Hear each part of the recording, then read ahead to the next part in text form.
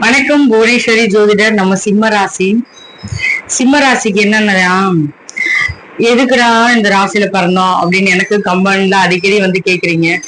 அது விதிதான் சொல்லலாங்க. அப்படி சொல்லக்கூடாது. நீங்க நல்லா இருந்த காலமும் இருக்கு, இப்பதான் கஷ்ட காலமா இருக்கு அப்படின்னு நினைச்சிட்டு இருக்கீங்க. கஷ்டம் தொடர்ந்து கஷ்டப்படுத்திட்டு இருக்குன்னு நினைக்கிறீங்க. அது மாறதான் போகுது. ஆனாலும் நீங்க உங்கள்ட்ட எவ்வளவு நல்ல பிளஸ் பாயிண்ட்ஸ் இருக்கோ அதே அளவுக்கு மைனஸும் இருக்கு. கோபம், சில நேரம் தலகனம், சில நேரம் ஈகோ உங்களுக்கு அதிகமா வரலாம். அதனால இழந்ததும் அதிகமா இருக்கும். அன்புக்கு எவ்வளவுக்கு எவ்வளவு கொடுக்குறீங்களோ அதே அளவு சில நேரம் டக்குன்னு சட்டுன்னு பேசிடுறீங்க.